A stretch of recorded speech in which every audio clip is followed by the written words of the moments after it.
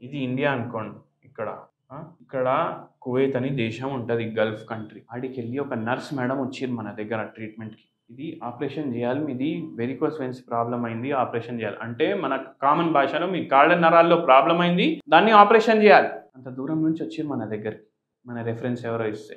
3 నెలలు కాళ్ళు లాగడం తగ్గిపోయింది. మళ్ళా కొందరికి ఏమైతది తెలుసా? ఈ కాళ్ళు ఉంటదనుకోండి. ఇక్కడ పగిలిపోయి సడెన్‌గా రక్తం వస్తది. ఎందుకంటే రక్తనాళ పగిలిపోయింది గదా మొత్తం. సడెన్‌గా రక్తం బయటికొచ్చేస్తది. అది గూడా తగ్గుతది హోమియోపతితో. దానికి గూడా ఆపరేషన్ అవసరం లేదు. ఈ పేషెంట్ కువైట్ నుంచి వస్తే ఆ పేషెంట్‌కి హోమియోపతి మందులతోటి తగ్గించినాం. మళ్ళా ఒక హోమ్ రెమెడీ గూడా మీ అందరికీ చెప్తాను. నరాల బలహీనతకి, ఈ రక్తనాళాల పరేషానికి రెండిటికి పనికొస్తది. చిన్న గిలాస్‌లో 2 చిటికెళ్ళు మీరు దాల్చిన చెక్క పౌడర్ ఎయండి. 2 ఇలాచీలు దంచేసి ఎయండి. దీంట్లో మీరు గోరువెచ్చ నీళ్లు యాడ్ చేయండి. ఇది మిక్స్ చేసి డైలీ పొద్దుగాల పొద్దునకి 2 పూటలు తాగండి. ఇట్లా తాగుడుతోటి ఏమైతదంటే మనకు యాంటీ ఆక్సిడెంట్లు పోతాయి. ఎలాస్టిసిటీ పెంచడానికి హెల్ప్ చేస్తాయి.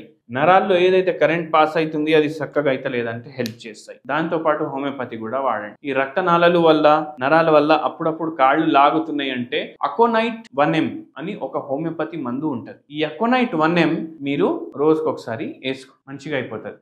చిన్న ప్రాబ్లం ఉంటే. పెద్ద ప్రాబ్లం ఉంటే మీరు మనకు వచ్చి కలిసుడు బెటర్.